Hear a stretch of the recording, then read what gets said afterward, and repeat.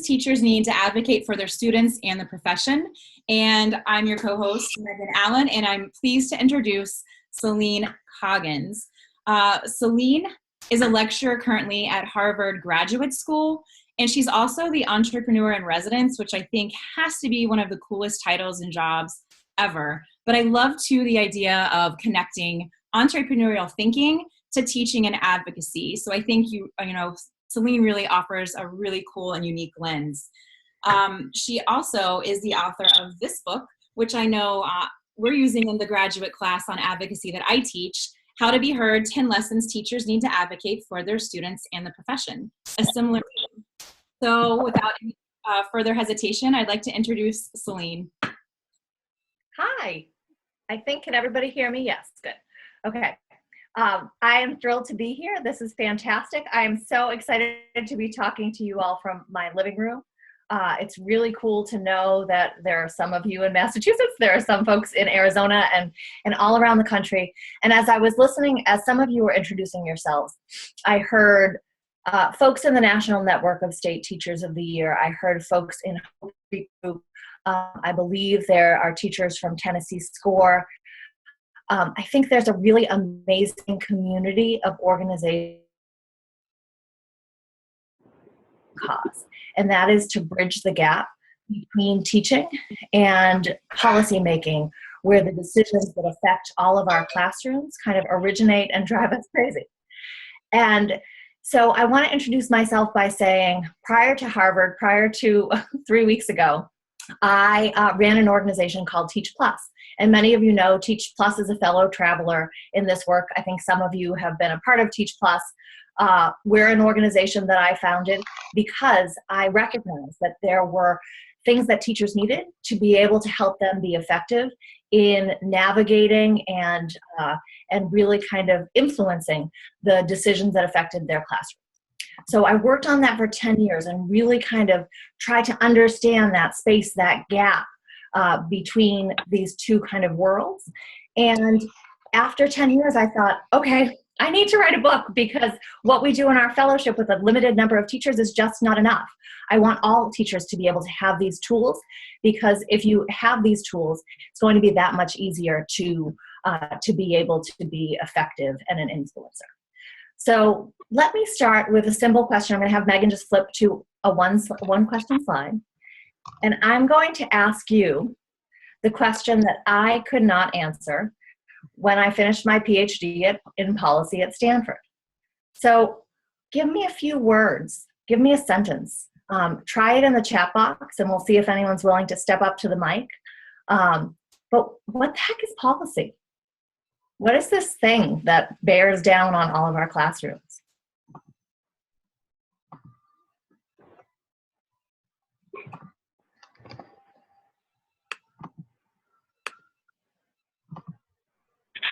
Nice. Thank you, Tom. Thank you for starting. Hey, you're welcome.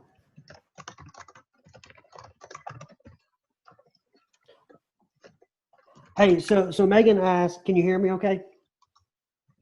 Yeah. Hey, so Megan asked to tell me more. When I think of policy, especially in the educational realm of things, I think of obviously putting kids first. And I think for too long we've put the comfort of adults in our building first. And yeah, we have to think about what kids deserve and what kids need and shape policy first and foremost around that. Mm-hmm. I think that's a great starting point. And Susan, you had something as well.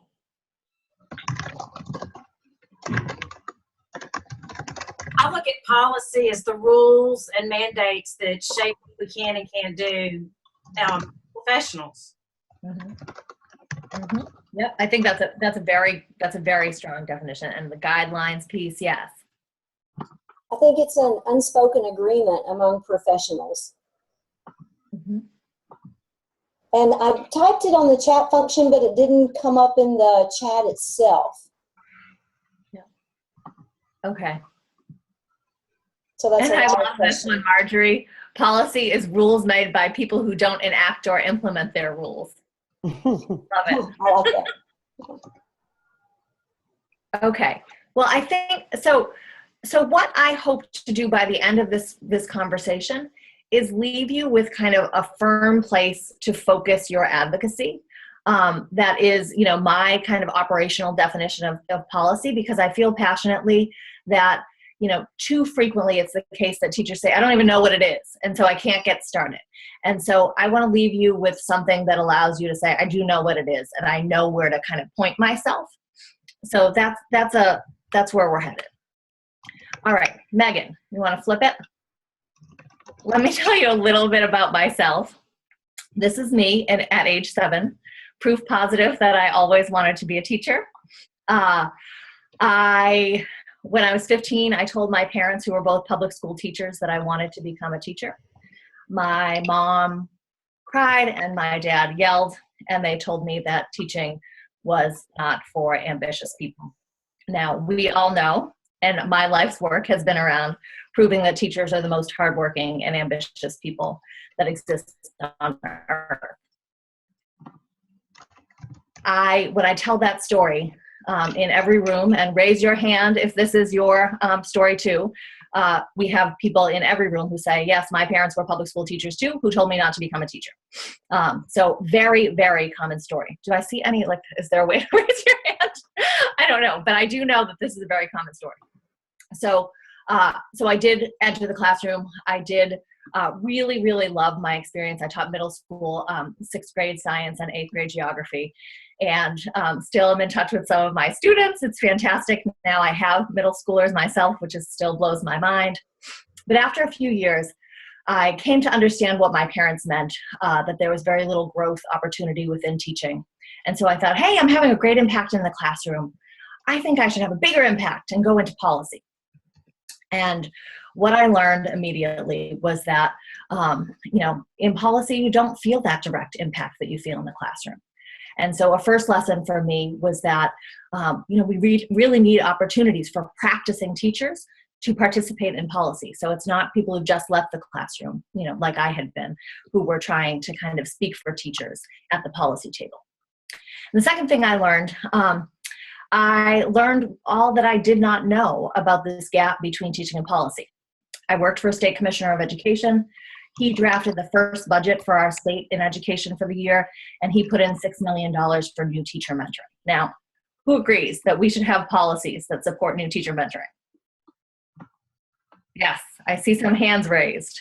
It's a no-brainer, right? So yes, I see some yeses.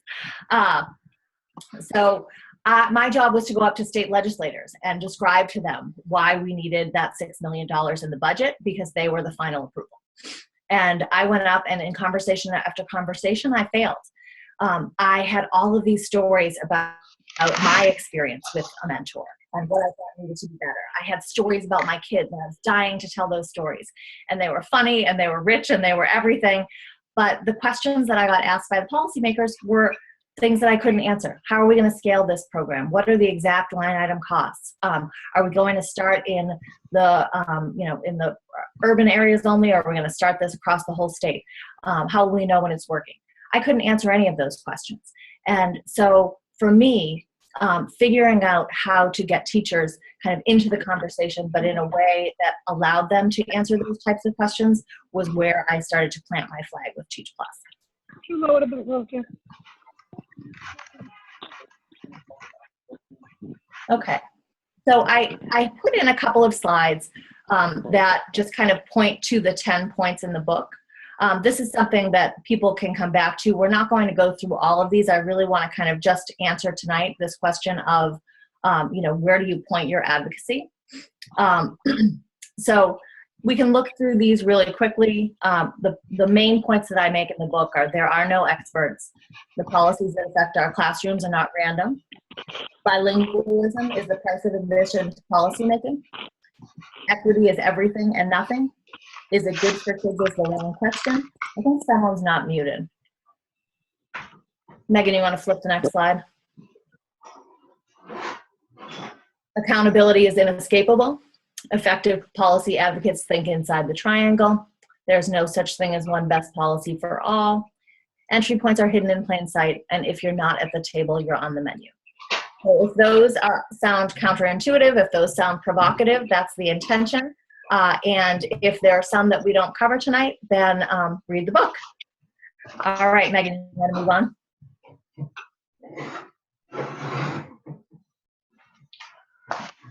Okay. So I'm sorry, it's very distracting. There are a couple of people I think who are not muted. Okay. So I want to situate us by just saying a couple of things. The best lesson that I ever learned about policy was the story of the blind men and the elephant. Does anyone know the story of the blind men and the elephant? Anyone want to chat it or just speak it right up?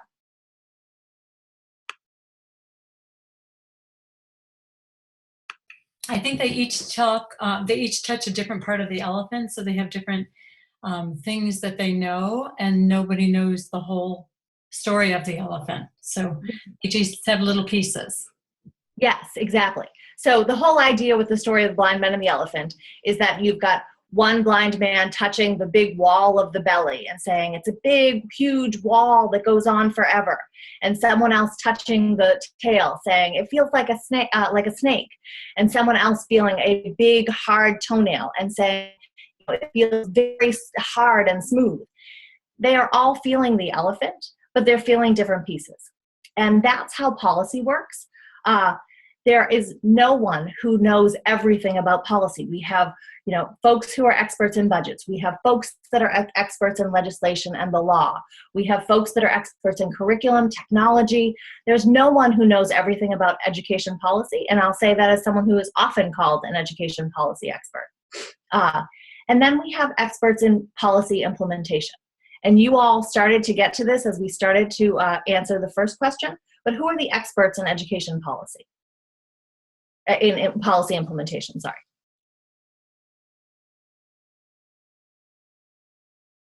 I'm going to do wait time here because I know you know the answer.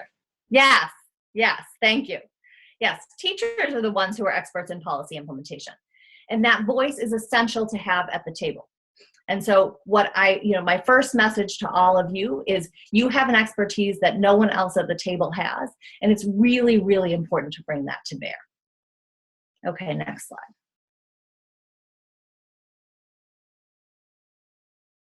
Okay, now I'm going to ask the question, has anyone gotten an email or something in their mailbox about change the way you're doing something in your classroom, and you thought, gosh, the people who sent this down to me must hate teachers, must be crazy, must just know nothing about kids or anything like that?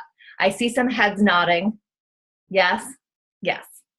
So obviously this is a very, very common experience in our classrooms, but I think it's really important as you start to think about what you do and don't want to change in terms of the things that affect your classroom that are decided outside your classroom, they start to peel back the onion of where they come from.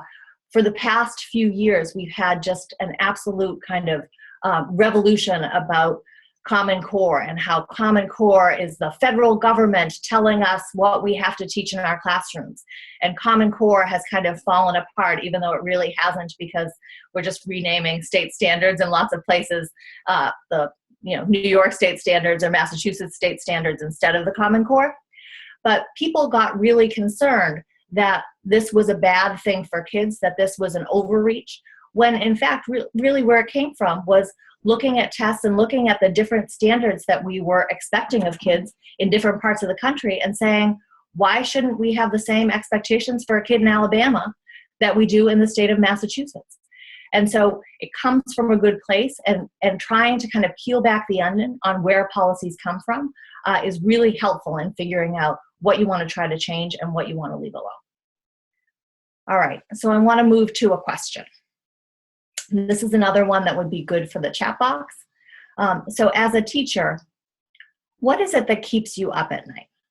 And you can just all start to chime in.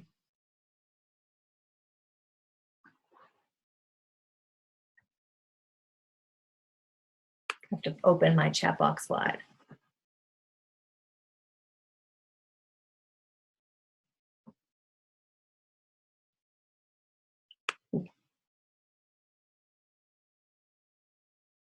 Okay. Are you guys seeing these? I'm going to read some of them off. So the underserved, the urgency of fixing education for so many of our kids, time to do my work for each student, the kids I don't think I'll reach in time, lesson planning, student issues, school climate. All right, so I feel like we've been really generative in the chat. Does anyone want to pipe in and say a little bit of what they've written or a little bit more from what they wrote? I will. I'll turn my Jessica? video. Yeah, great. I worry about my kids, mostly their emotional needs. And I think because, I have 20 students, which is probably a small number compared to a lot of people, but I worry that I don't meet all their needs. And I go home sometimes feeling like, oh, I should have, or oh, I wish I had, or I missed an opportunity to, and you can fill in the blank in many ways. Yeah, yep. And I think I'm just going to add on to what Jessica was saying. I think you carry that with you. So not only do I worry about the 110 students I have this year, but I think of the, 600 that I've had in the past. Like, if only I had known then when I had Umberto in my class, what I know today. What did I do that might have harmed him?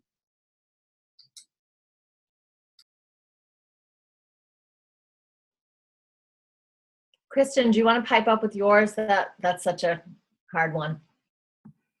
Yeah, I'm in Utah and we have huge class sizes. So I have about 220 students this year. And I feel like there's no way I can know all of them as well as I really need to be able to have a big impact.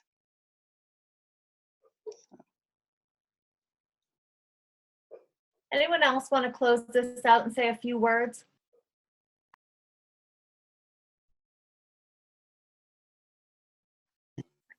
I feel like this is always a relatively easy one for people. There are so many things. I've probably asked this question at this point of about between 2,500 and 3,000 teachers. And it always boils down to the same set of things. So Megan, if you want to flip. So teachers picture individual kids in their heads as they're falling asleep. It's not an abstract idea. It's an actual kid. It's the kid you didn't get to that day. Or, wow, I mean, in a course load of over 200, I can't even imagine, but it's always individual kids. And then the second piece of the puzzle is always time. There's never enough time to do well what you'd like to do. And then the third piece, which many of you alluded to in your comments, is this idea that there's a big life that kids have that pushes in on their ability to learn and be attentive and interested in class. Chaos at home or homelessness or a sick parent or illness themselves. There are so many different things that make it, make school fall to the bottom of the priority list, even when you have the most invested and excellent teacher. And so this is it. These are the balls that all teachers juggle. This is what makes teaching hard. It is the life of a teacher. When you're juggling those balls, even as tenuous as it feels, when you've got them all moving and when you've dropped one.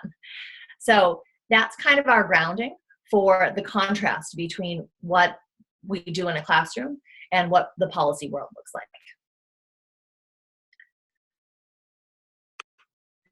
I missed the most recent chat. Megan, is there anything I missed that I should comment on here or we should plan for? The Bermuda Triangle of teaching. Yes, totally. The Bermuda Triangle of teaching. Yeah, I loved that. Totally. All right. So we're going to play a 1 minute, it's like 1 minute and 18 seconds video. And I'd love for you to all just kind of be captured capturing language. You can capture in the chat box things that stand out to you. This is a teacher named Pearl Ardondo. She was a Teach Plus Policy Fellow. She was in her 5th year of teaching at the time this video was shot. And, I just think it really exemplifies what the voice of so many teachers.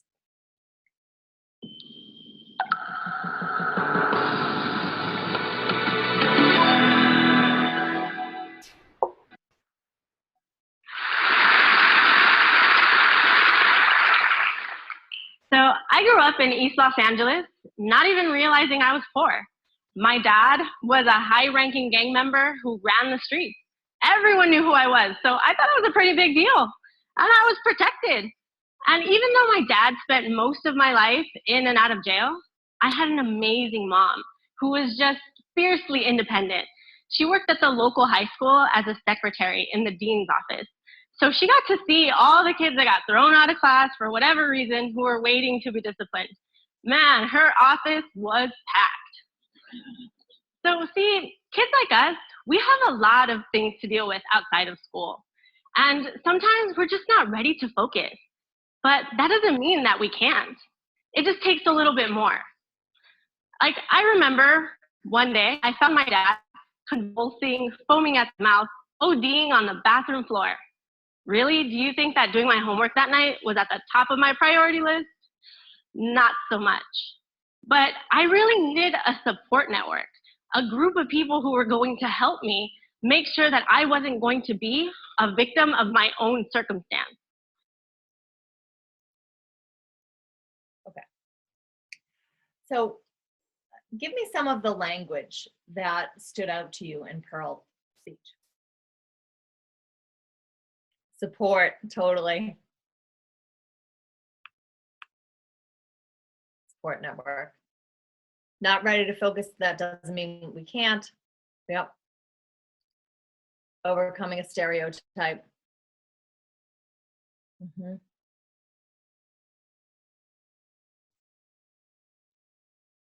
Does she sound like any teachers you know? Yep. Strong and fiercely independent. Her mom, yep. Real life stuff coming into the classroom. Yep. All the stuff about where students come from that they bring into the classroom.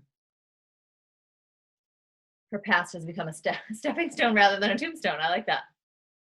Students could see themselves in her. Yeah. Anyone want to Fortitude say a few words on this?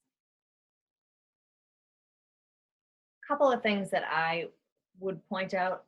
Number one, when she talks about school and the school building, she's not even really focused on the classroom. She's focused on, the secretary's office, there's so much more to a school than what happens. She's not talking about testing. She's not talking about standards. She's talking about a real life relationship experience and the experiences that happen, the community that's built inside the school's walls.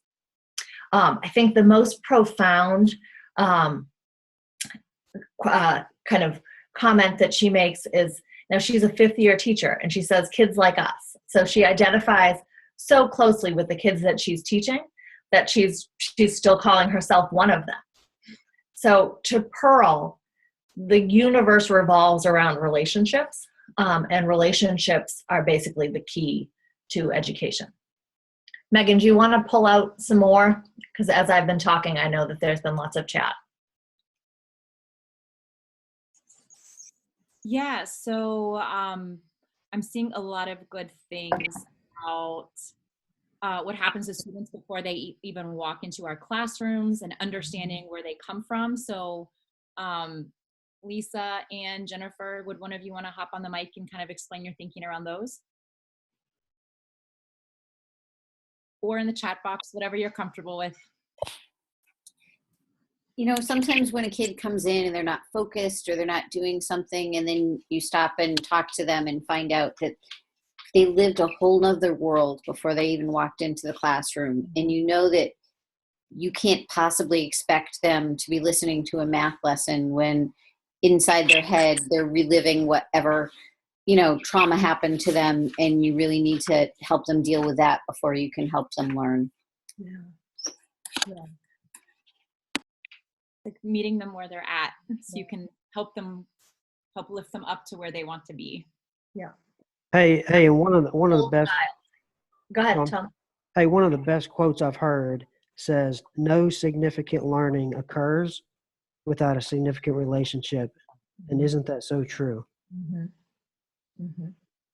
Yeah, and I think that's what exactly that would. I mean, you imagine if you met Pearl, that would be like on her business card. Like it's exactly what we see here. So now I want to flip us to a second video, just as a point of contrast. You'll all know this person. This person represents a policymaker. And again, take down the language, throw it into the chat box, and let's kind of dissect this. I am pleased to be joined today by my outstanding education secretary, Arne Duncan, at Graham Road Elementary School, one of Virginia's finest schools. And here at Graham Road, they're using innovative approaches to provide effective teaching to all their students. And that's something that all of America's schools have to do. As I said before, there are any number of actions we can take as a nation to enhance our competitiveness and secure a better future for our people, but few of them will make as much of a difference as improving the way we educate our sons and daughters. Offering our children an outstanding education is one of our most fundamental, perhaps our most fundamental obligation as a country. And whether we meet that obligation not only reflects who we are as Americans, it will shape our future as a nation. And countries that out-educate us today will outcompete us tomorrow, and I refuse to let that happen on my watch. Now, it's clear that doing the same old things will not get the job done for our kids, or for America, or for our future. So when I took office, I asked Arne Duncan to work with states and local school districts to take on business as usual in our education system. And that's how the Race to the Top competition was born last July. It's a national competition among states to improve our schools. Over the past few months, we've seen such a positive response that today I'm announcing our intention to make a major new investment. Okay. So, does he sound like Pearl?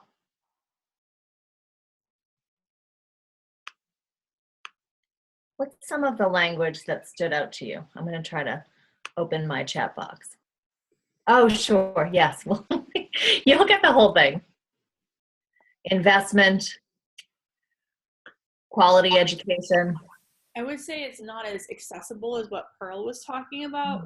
Even though, okay, so I'm an educator, and for me, I understood what he was talking about, but I'm thinking about like the average American and their ability to deconstruct what Obama was speaking about and really get to the heart of what he's, preaching ultimately about education. And I just don't think it's accessible as it was to hear Pearl speak about her personal experience and using simplified language, not this kind of jargon that administrators tend to use, which I think policy administrators, they tend to do that, right? They speak from their profession and they speak as an expert and they don't think about their audience as much. I thought those comments are great. And I was thinking as you were talking about how we had just spoken about how when teachers are falling asleep at night, they're thinking about individual students. That speech didn't have the ring of like individual students, right? It had the ring of kids, like capital K, kids, a generic batch of humans. What else? What else did you hear? There are some great comments. Why don't some of you hop up and try to take a shot? One of the main things I heard is that he's talking about the big picture, and Pearl was talking about the individual. And what keeps us up at night is that one kid, not the whole school. Yes. So policy begins where individual relationships end. So you're exactly onto the right thing here. What were some of the other phrases? What is he talking about? Like, what is our goal here? What's the goal that he's articulating? If Pearl's is to build a relationship with a whole child, What is President Obama articulating as a goal? To make the whole education system better. Big. I just heard it was just big system, big. Why do we need to make our system better? Because that's fundamentally what our country should be about and what we should do well in our country for our children. Yeah. So you're absolutely right, but even more. Yeah, go ahead, Freddie. He talked about competition, not falling behind, world leaders, that whole kind of global aspect. Again, away from relationships and away from the individual to the sort of international. Yeah. So his goal is international competitiveness, making sure that America is first in the world. And so, so you've got all of that in there. Anyone else have a phrase that stood out to them? I have a favorite phrase in each one. I've already told you my Pearl one, and I want to move to my favorite phrase in this one, but anyone else have a phrase that really stood out to them? Yeah, the data-driven versus the child-driven. Fair enough. Fundamental obligation. Investment. The word investment really. Investment, yeah. Yes. Doesn't sound like he's talking about kids. Yes. So investment said no teacher ever about a kid, right? I think the most important phrase in this, or one of the ones that really kind of clarifies the difference in language, is it's clear that doing the same old things isn't going to work for our kids, for our society, for our future. What do you think Pearl would say about that?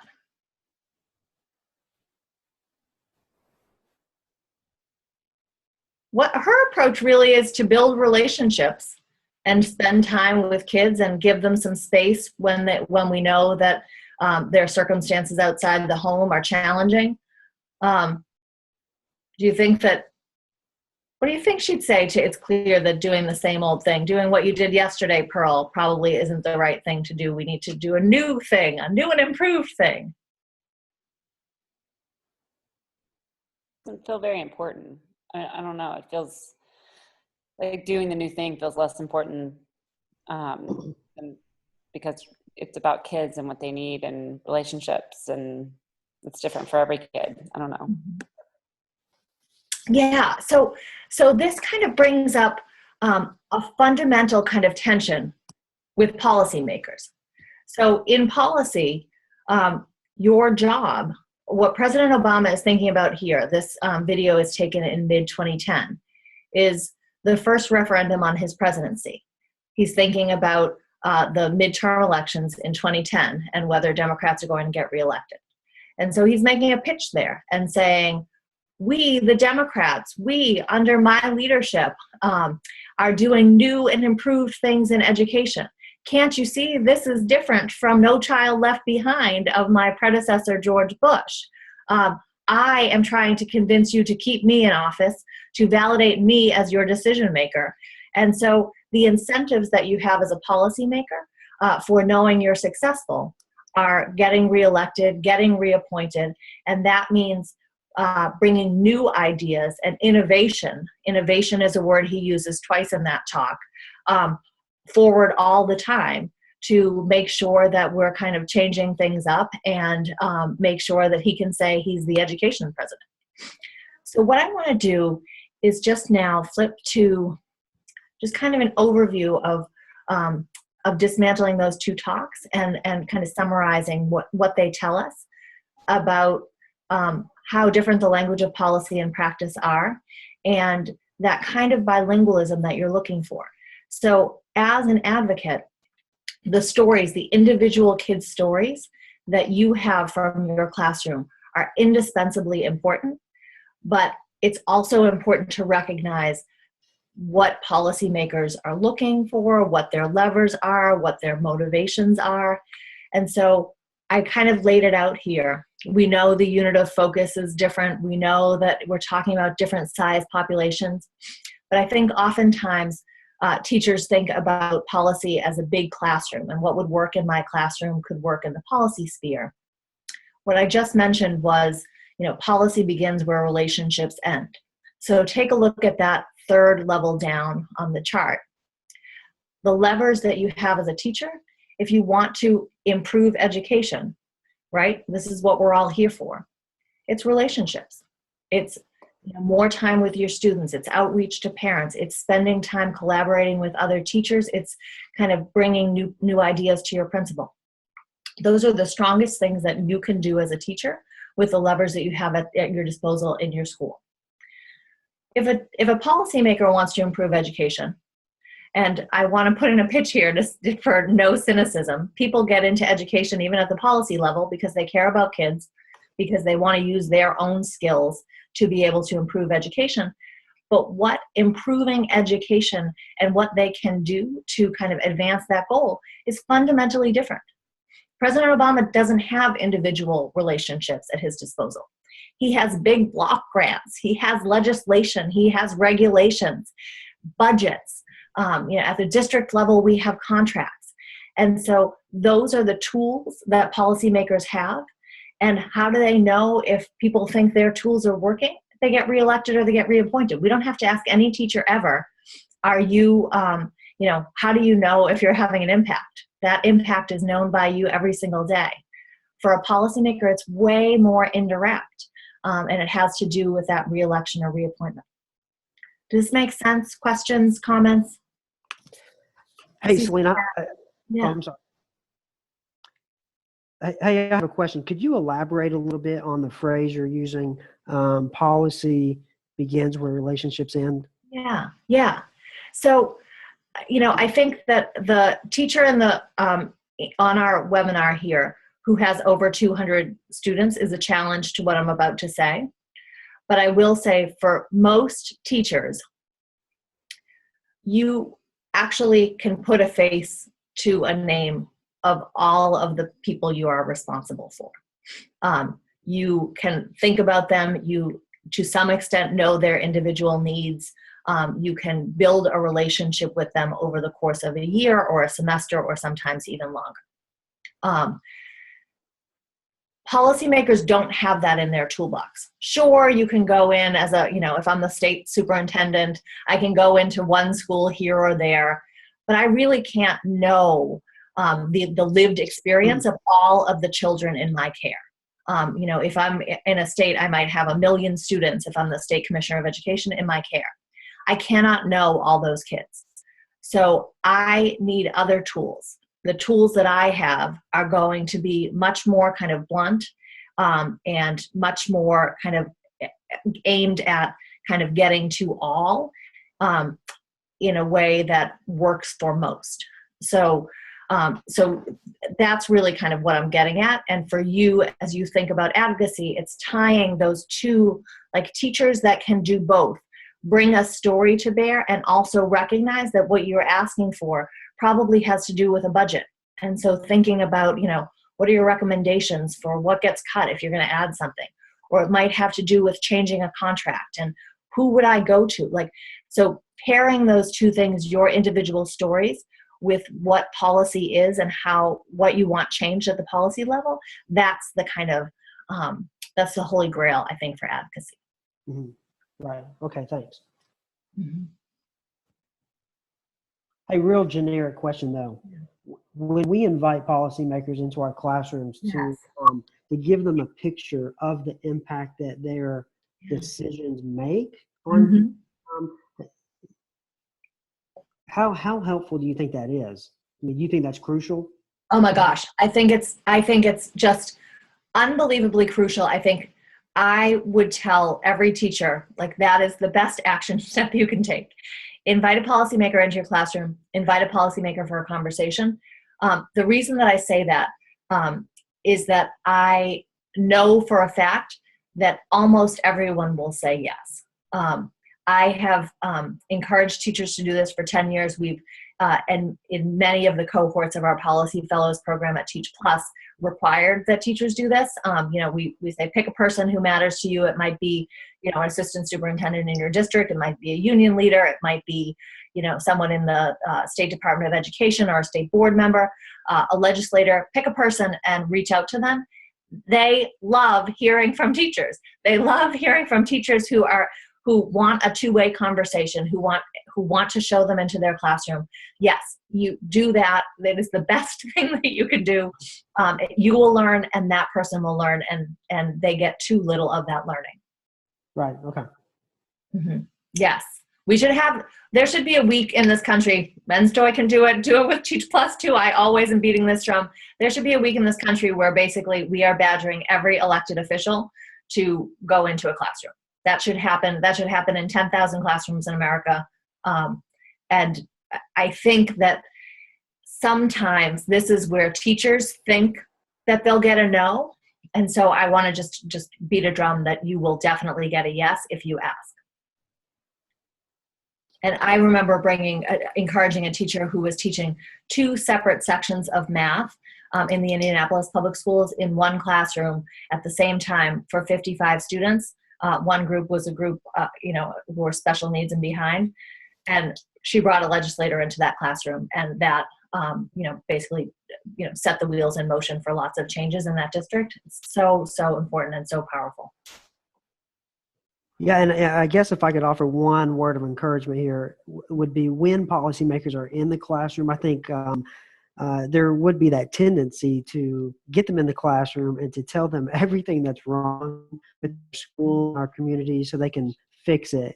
But I would want to encourage everybody to speak life and hope and about all the potential that the kids do have when policymakers are in our classrooms, and prove that education really isn't broken. Mm-hmm.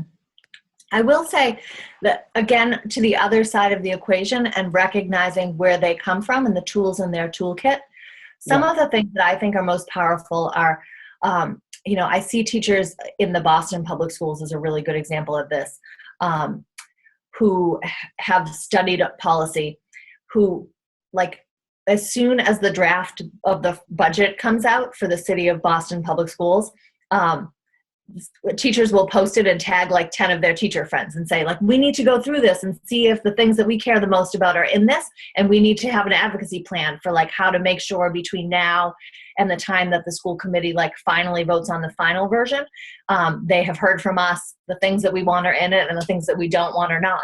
And like that is awesome, because it's both like teachers who are still in the classroom who have powerful stories to pair with also looking at a budget and looking at, from last year to this year, did the things that I really care about get funded more or less? And what am I going to do about it in the time before the final decision is made? So it's both. It's telling your stories, and it's also kind of taking enough steps to understand the world that policymakers live in, that you're helping to solve their problems. Because if you come to them like I did with my mentoring issue and say, here's how we're going to scale it, here's where the money's going to go, every teacher who goes, it's going to cost this much to train the mentors, and then we're going to pay them this much in a stipend. If I could have done that, then I could have been successful. But I couldn't do that because I was so focused on the problems I'd had as a teacher. I wasn't thinking about, well, this person needs to know where the money's going, or he's not going to give it to me, this legislator. And so I think it's pairing those two things. Celine? Yes. Hey, this is Jennifer, and I'm a teacher educator, and I've been listening to this, and this is something that I just really feel as a teacher educator, we really need to tell our story too. And do you see a lot of this being transferable for teacher education as teachers in classrooms today? Yes, I do. I want to move on because I think that where I'm going is actually more applicable to you in some ways, especially when I get to the accountability piece. And I'd love to have an offline conversation if what I get to doesn't like fully get to answer your question. Does that make sense? Yes, thanks. Okay. All right. So a few different universities, I looked at their, so in a school of education, the education policy masters and the masters in teaching. How much overlap do you think there was in coursework? 0. There were 0 classes. So these experiences that folks are trained for are completely different, even if you're in the same school of education. Oh, am I missing a question? Megan, hop in if there's a question that I should be. Did you just? Yeah, we just have some really great conversation with people sharing experiences about inviting policymakers, and I know you're good. Okay, good. All right. Rock and roll. You can move us on. All right, move us on. And so the last thing that I want to spend our last 10 minutes on is just, we started with the triangle of what teachers are juggling to kind of stay alive and successful. And policymakers are juggling their own triangle. And that triangle is a triangle that focuses on three things. Number one is equity. Your job, if you're a policymaker, and I believe that every person, or most people, the administration now is challenging my beliefs, but most people who go into education policy do so because they care about all kids having access to a great education. The job of a policymaker, the job of education policy is to ensure that all kids have access to a great education. And then there are two other pieces. One is resources. We are never going to have enough money in the public education system to do all that we want to do. So the job of a policymaker is to make hard trade-offs. And so when we come to the table as teachers without any kind of bearing on how much something would cost or what you might give up to have the new thing that you need, that makes it more difficult for a policymaker to do their job. Last piece is accountability. If I'm a policymaker, my job is to try to figure out how to spend money well. So I need to, my obligation, my moral obligation is to figure out as best I can what's working well for kids and what's not, and fund the things that are working well and take money away from the things that are not. So I want to go a little deeper on each of those just for a couple of minutes, and then we'll have questions for the last 5 or 7 minutes. So this issue, I say in the book, one of my chapters is equity is everything and nothing. I imagine that most people are on board with the equity is everything piece. Does anyone have any guess as to what I mean by equity is nothing? I'm going to try to open the chat.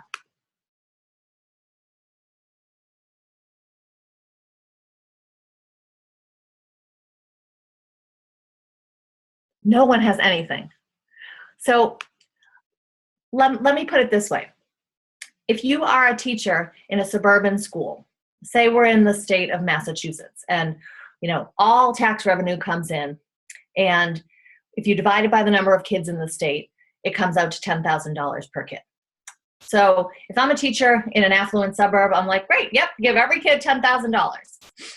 If I'm a teacher in a city school where I teach a high population of English language learners, am I going to think that that's fair, that every student gets the same amount of money? No, we know that it costs more money to educate some kids. We know that students who are in poverty, we know that students who have special needs, some students take more to educate, and we know that those students are concentrated in certain areas. So in our country, we have varying definitions of what equity is, and we navigate that. And so my advice to you is, when you have a conversation with a school committee member, when you have a conversation with a state legislator, you need to go a little deeper than don't we care about all kids. You need to ask a question, bring a resource. You voted for this, and this took money away from kids in our failing schools. Like, those kinds of questions I think are really important. You need to get beneath the surface, because everyone will give you that top line that equity means everything to them. That's the job of policy. But people mean different things than what you might mean, and you need to figure out who your allies are and who's not on your side. I'm going to move forward so we can go all the way to the next slide that says, is it good for kids is the wrong question. Does anyone have any guesses as to what that means? It's intentionally provocative, and oftentimes what teachers say when I write that is, it's sad. I would argue that hopefully by the end of this conversation, you wouldn't think it's sad. You'd think it's responsible. Any guesses? So, does it help them learn is the question. I like that. Does it help them learn is the question. Yes, that's getting close. It's actually one of the best ones I've seen. it's just like an umbrella statement. I think Mhm. it's sort of become, Yeah. what's the word? It's like too familiar. I think there's a word for it. Yes.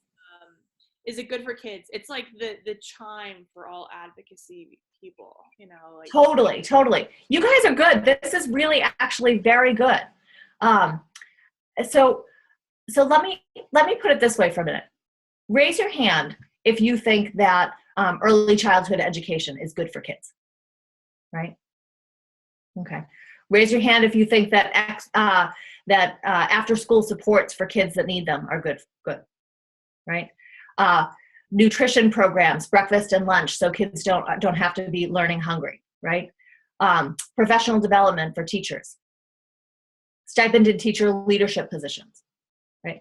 Okay, we can keep going on and on and on. Hopefully what you recognize is that there are many, many things that we could fund in public education. And so we can't ask the question just, is it good for kids? All of these things on some level are good for kids. The job of a policymaker, Megan, you can flip the slide, is not about asking, is it on an absolute level a good thing? Most things are.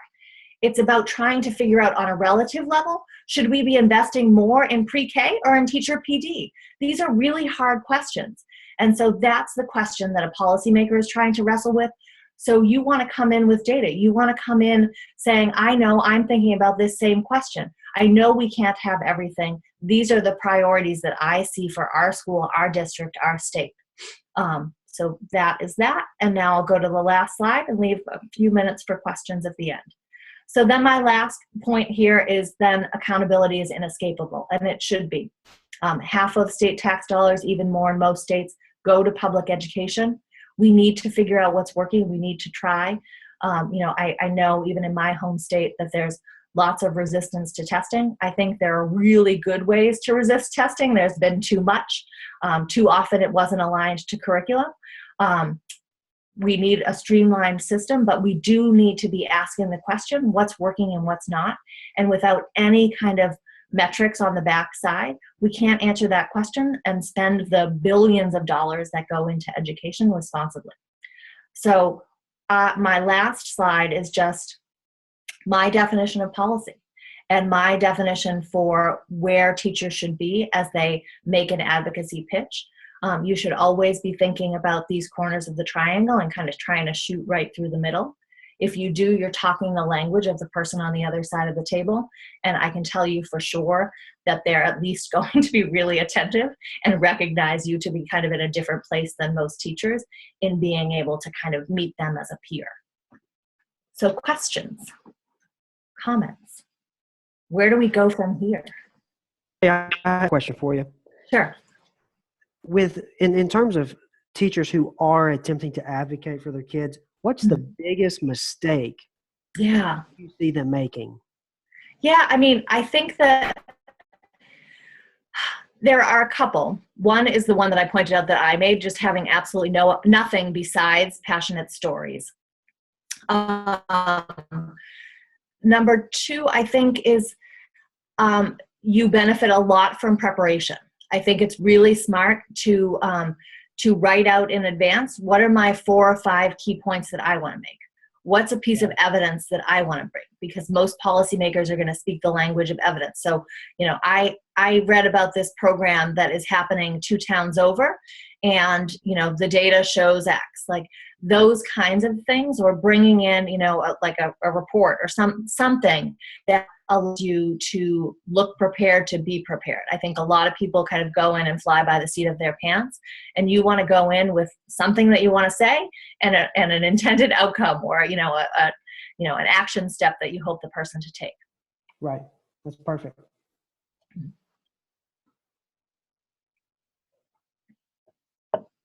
I think it's the emotions piece. It's fine. I mean, I am a very passionate, emotive speaker. I think that what you want to do is try to recognize what's in this person's control and what's not. You can't blame everything that's happening in your classroom on a policymaker. And I think one other thing is that people often go in thinking that the person on the other side of the table doesn't care about kids. That's rarely the case. And I think you've kind of lost the battle if you go in thinking, I'm the morally superior person and this person's kind of a jerk. I've seen plenty of those conversations happen. I think we have time for one more question, so feel free to hop on the mic or post it in the chat box.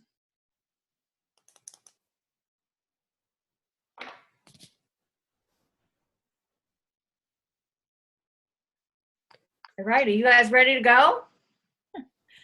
So everyone now is going to invite a legislator into their classroom. Be brave, you're way more accomplished than any of them. We just want to thank you, Celine, for being with us and leading us in this discussion tonight. So thank you very much. And we can't wait to have further discussions with you. So one thing I know we have been thinking about doing is having a book club. Yeah. Celine, as we read through her book. Ta-da! Yes, thank you. I should be doing that. Of course, I have it right beside me. So we're going to be posting a link in the box too with the survey. We'd love to know. Oh, I see more copies of the book popping up. Yes, those are from our Mount Holyoke College program, but that's all right. No, just kidding. That's great. We are loving the book, Celine. So yeah, we praises and really appreciate that. So if you'd like to join us on our journey as we read this book together, there will be more information coming on that book club. We're going to post the link in the chat box to the survey. We would love to know how we did and how we can be better for you. And thank you so much for giving your time tonight, especially after teaching a full day, devoting time to yourself, your practice, and your students. So from Instoy, from myself, and from Celine, thank you so much. Go pour yourself a glass of wine or a cup of tea. Have a good night. Thank you so much. Really great to get to talk with you all. And if you want to save the chat individually, it's a good idea. You can do that down at the bottom of the chat. There's a thing that says more, and you just click on that and it'll save your chat, including your private conversations with other people as well as the whole one. So thanks, everybody. Thank you.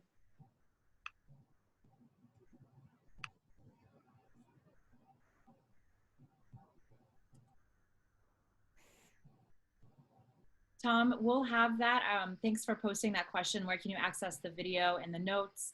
So we will have that up on our Instoy site. And Lori, I'm pretty sure we'll be sending that information out to all of those who registered, correct? Yep. Yeah, everybody will get an evaluation if you registered for the conference by 9/10. And we'll send out a reminder and haunt you if you don't respond. That's very October-ish of us. That's awesome. Hey, y'all have a good night. You too, Tom. Bye, Tom. See Bye, ya. Kristen. Bye, Cecily.